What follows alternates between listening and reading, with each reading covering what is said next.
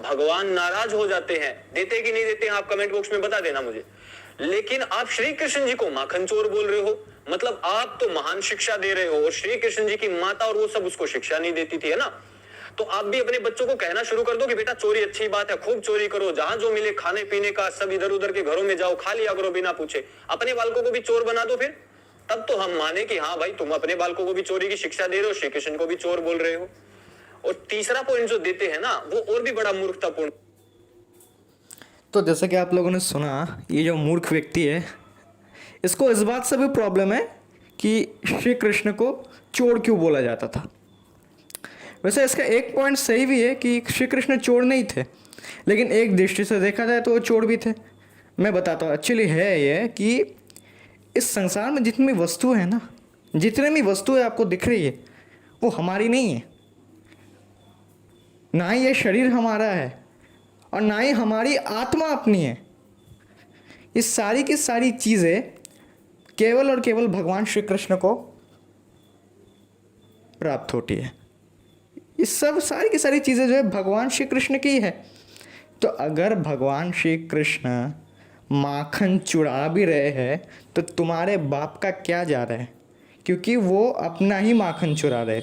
क्योंकि ब्रज के निवासी तो ये नहीं जानते थे कि भगवान श्री कृष्ण जो कि परमात्मा के अंश है, स्वयं परमात्मा है। जब सब कुछ उन्हीं का है तो वो अपना सामान ले ही सकते हैं। हाँ, ये अलग बात है कि लीला की दृष्टि से देखा जाए तो ब्रजवासी ये भूल चुके थे कि कृष्ण है कौन।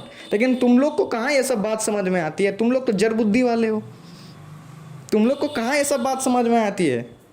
ये जो तुम लॉजिक यहाँ पे दे रहे हो ना कि श्री कृष्ण के पास तो बहुत सारी गाय थी, तुम्हें गांव के कल्चर के बारे में कुछ नहीं पता। मैं बोलता हूँ खुद की संस्कृति के बारे में खुद पता नहीं है तुम लोगों को, और आगे श्री कृष्ण के ऊपर आक्षेप लगाने कि श्री कृष्ण को चोर क्यों बोलते हो। अरे चोर क्यों बोलते हो पहले वो तो समझो। प्रेम प्रेम से बोला जाता है, प्रेम प्रेम तुम लोगों में है ही नहीं। और एक तरीके से देखा जाए ना, जो श्री कृष्ण चुराते थे ना वो उनका खुद ही का था। ये संसार ही पूरा उनमें समाया हुआ है, तो सब कुछ उन्हीं का है। तो अगर चोरी भी कर रहे हैं ना तो चोरी नहीं भी कर रहे, क्योंकि वो सब कुछ उन्हीं का है। और तुम्हारे जड़ बुद्धि में ये बातें नहीं घुसेंगी, क्योंकि तुम तो मानते नहीं हो श्री कृष्ण को परमात्मा। तुम तो मानते नहीं हो ना, तुम तो अपने वेद भाष्यों में भी आलतू फालतू जितनी भी चीज़ें हैं बोलते हो। श्री कृष्ण पर आक्षेप लगाते हो, पुराणों पे आक्षेप लगाते हो। कभी खुद का सत्यार्थ प्रकाश खोल के देखा है क्या लिखा है वहाँ पे? हैं? कभी दिखा है? अब दिखाए भी देंगे तो बोले का मिलावट है, नहीं मानेंगे। जहाँ पे भी राधा रानी मिल जाए वहाँ मिलावट है, हैं? जहाँ पर भी कृष्ण माखन चोरी कर रहे वहाँ मिलावट है। मतलब तुम्हारे दयानंद के अलावा अगर कोई भी किसी और ने भाष्य या फिर कमेंट्री किया है किसी भी, चाहे वो महाभारत हो या फिर वो वेद हो, वो तो वो, और या फिर भगवत गीता ही क्यों ना हो, वो सारी की सारी चीज़ें तो मिलावट है। लेकिन तुम गधों को ये बात समझ में नहीं आती, श्री कृष्ण जो है वो परमात्मा है, तो उनकी लीलाएं तुम्हारे जड़ बुद्धि में नहीं घुसेंगी। तुम लोग को सीधी सी बात समझ में नहीं आती है। श्री कृष्ण है कौन? कौन है श्री कृष्ण? वो कोई व्यक्ति नहीं है, तुम लोग के हिसाब से तो वो कोई महापुरुष थे, लेकिन श्री कृष्ण महापुरुष नहीं थे, वो स्वयं परमात्मा थे। अब बोलोगे पुराणों की बातों को हम नहीं मानते, परमात्मा तो पुराण वाले मानते, श्री कृष्ण तो महापुरुष थे, हैं?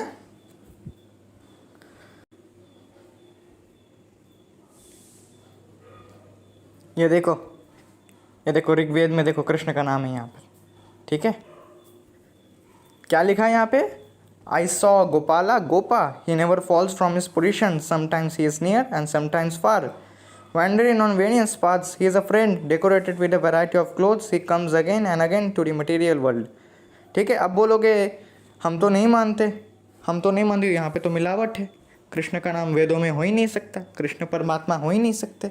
तो मैं तुमको दिखा रहा हूँ यहाँ पे क्या लिखा है। कृष्ण परमात्मा है जो भौतिक संसार में हर युगों में आते रहते हैं, भिन्न भिन्न रूप में अपनी लीलाएं करने के लिए। नारायण उपनिषद में देखो क्या लिखा है, the son of Devaki Shri Krishna the supreme Brahman, the name Krishna is mentioned in Rigveda. ठीक है, छांदोग्य उपनिषद में भी आता है।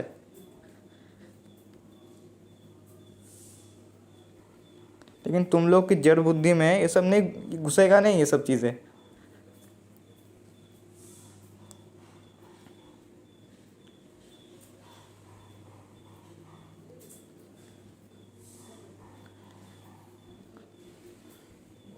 अगर श्री कृष्ण माखन चोरी भी किया करते थे ना, तो वो भी एक तरीके से लीला ही थी।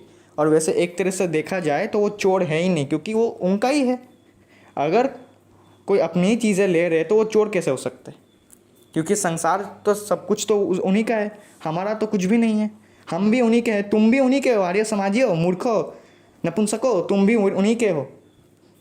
ठीक है, तो तुम तो मानोगे नहीं, तुम तो अपने स्लेव्स हो अपने दयानंद के। तुम्हारे दयानंद की वजह से ही ना आज वेद भाष्य को जो विधर्मी लोग हैं, वो तुम्हारे दयानंद के वेद भाष्यों की वजह से सनातन धर्म का बदनाम करते हैं।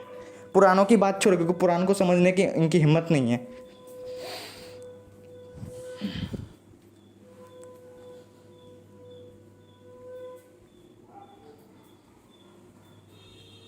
इसलिए मैं तुम सबको नपुंसक बोलता हूँ, नपुंसक, क्योंकि सिंपल सी बात तुम लोगों के अंदर घुसती नहीं है। ठीक है, सिंपल सी बात तुम लोगों के अंदर घुसती नहीं है कि श्री कृष्ण जो परम ब्रह्म है। ठीक है, परमात्मा है स्वयं। लेकिन तुम लोग कहाँ मानोगे इस चीज़ को? वेद से भाष्य दिखाओ, वहाँ से प्रमाण दो, तो मिलावट है, हम नहीं मानते, इंटरपोलेटेड है। ठीक है, कहीं से भी दिखा दो, आपके लिए इंटरपोलेटेड है। क्या बात है?